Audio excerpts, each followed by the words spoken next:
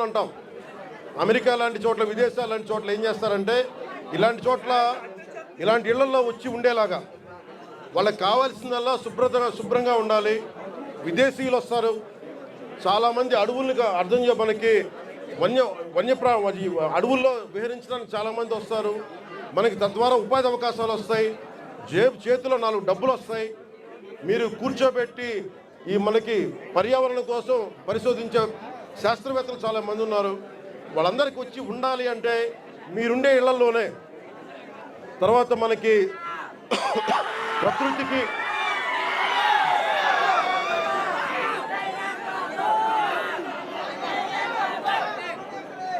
5 సంవత్సరాల్లో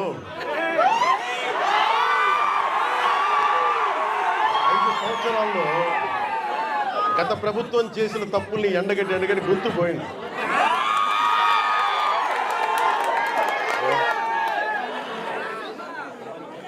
ఈ రోజున నేను మీకు ఒకటే మాటిస్తున్నా, మీకోసం నిరంతరం పనిచేయడానికి నేను ఉన్నాం.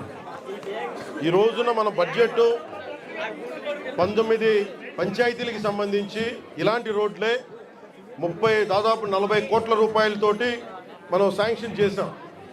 ఇక్కడ పాడేరు, ఇంకొంచెం రంపచోడవరం దగ్గర రోడ్లలో ఇలాంటి పంచాయతీలు పెట్టుకొని ఒక్కొక్క సంవత్సరంలో 350 కోట్ల రూపాయల చొప్పున ప్రతి గ్రామం కనెక్ట్ అయ్యేలాగా ఇలాంటి ఇబ్బందులు లేకుండా ఒక ప్రతిపాదన తీసుకొచ్చాం.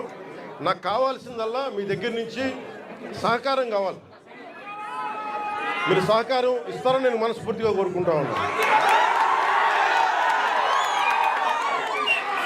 ఎందుకంటే మనం విజయనగరం జిల్లా చూస్తూ ఉంటే, ఉమ్మడి విజయనగరం జిల్లా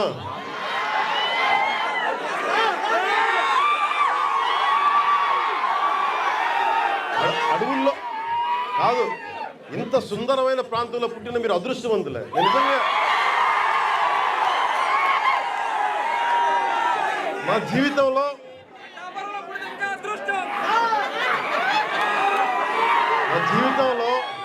నేను ఎప్పుడు అసూయపడలా. నాకు ఈర్ష్య ఉండదు. ఎవరైనా నాకైనా విజయం సాధించిన ఎత్తుకు ఎక్కి నాకు ఇబ్బంది ఉండదు. మొట్టమొదటిసారి మిమ్మల్ని చూస్తే నాకు అసూయగా ఉంది. ఇంత చక్కటి ప్రకృతి మధ్య మీరు బతుకుతూ నాకు అసూయ కలిగిస్తూ ఉన్నారు. అందుకని మీకు నాకు గుడొద్దు, బడి కావాలి మనందరికీ. ముందు చదువు ఉంటేనే భగవంతుడు గుర్తొస్తాడు, బడి ఉన్న చోట గుడి వస్తుంది. అందుకని నేను మీకు నిరంతరం మీకు అందుబాటులో ఉంటాను. కలెక్టర్ గారికి కూడా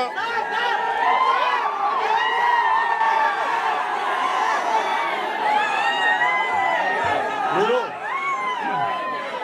ఇక్కడ ఇంతమంది మీరు అన్నయ్య అంటారు, ఏం చేయరు. యువత ఇంతమంది ఉన్నారు.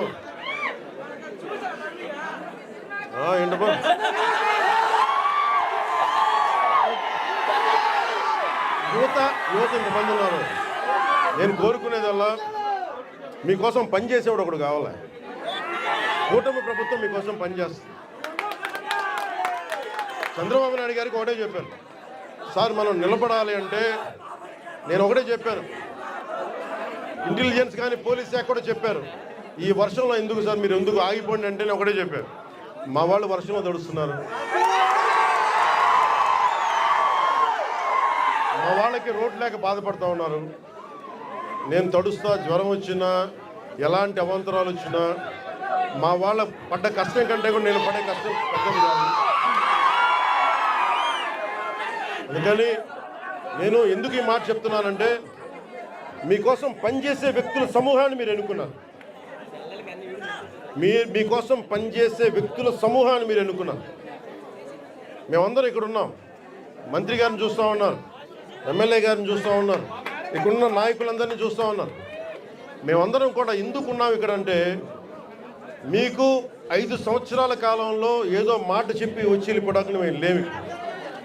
అధికారం లేనప్పుడు రోడ్ల మీద తిరిగాం, అధికారం లేనప్పుడు మన్యం ప్రాంతాల్లో తిరిగాం.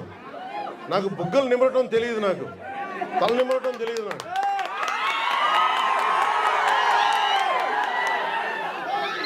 నేను మీ కన్నీళ్లు తుడిచి పారిపోయే వ్యక్తిని కాదు. నేను దూరంగా ఉన్న నా రూమ్లో కూర్చొని ఉన్న మీకోసం నిరంతరం పరితపించే వ్యక్తిని. ఒక మాట ఇచ్చాను, నా పేషీ కూడా ఒకటే మాట చెప్పారు, నేను ఇక్కడే ఉండాలి, 2 నెలలకు ఒకసారి 10 రోజులు చొప్పున నేను మన్యం ప్రాంతం మొత్తం తిరగాలి. నేను ఒక్కొక్క యువకుడికి మాటిస్తున్నాను, ఒక్కొక్క యువతికి మాటిస్తున్నాను, ఒక్కొక్క గిరిజన తల్లులకి మాటిస్తున్నాను, ఒక్కొక్క గిరిజన పెద్దలకి మాటిస్తున్నాను. నేను మీకోసం ఒళ్ళు వంచి పనిచేస్తాను మీకోసం.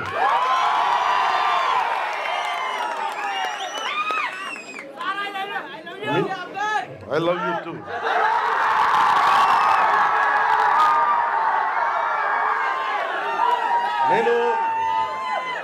నేను మీకు చెప్పినంత ఐ లవ్ యూ నా బిడ్డలకు కూడా చెప్పలేదు. నేను మీరు చూపించే ప్రేమ పవన్ కళ్యాణ్కి అధికారం ఉన్నా లేకపోయినా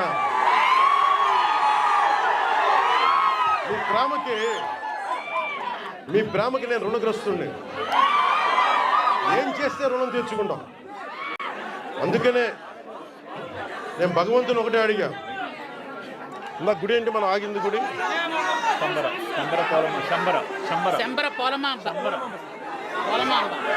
ఇందాక దారిలో వచ్చేటప్పుడు అరవనివ్వండి, మీరేం చేయండి, అరవనివ్వండి. దారిలో ఇందాక వస్తున్నప్పుడు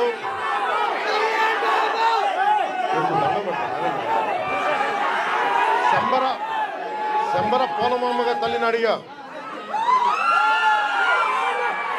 శంబర పోలమామ తల్లిని ఒకటి అడిగా, తల్లి మా అడవి బిడ్డల కష్టాలను తీర్చిన శక్తి నీవు నాకు.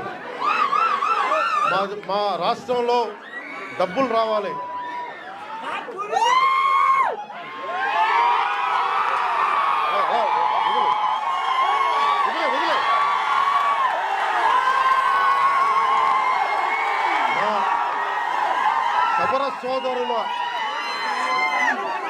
మా సవర సోదరుల ఇది వాళ్ళ పెయింటింగ్స్ని కానీ వాళ్ళ చిత్రాలని కానీ నేను అమిత్ షా గారికి ఇచ్చాను.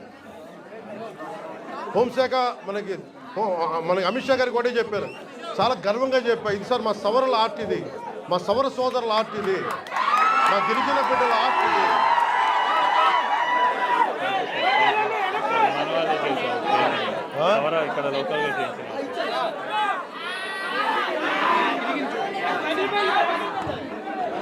నాకు దీంట్లో ఎంత అందంగా అనిపిస్తుంటే, చాలామంది విదేశీయులు మీరు నాకు సరిగ్గా 6 నెలల సమయం ఉన్నారు.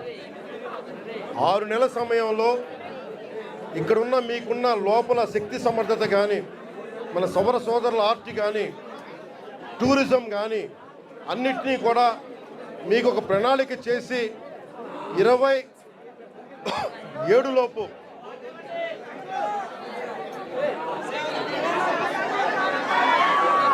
రెండున్నర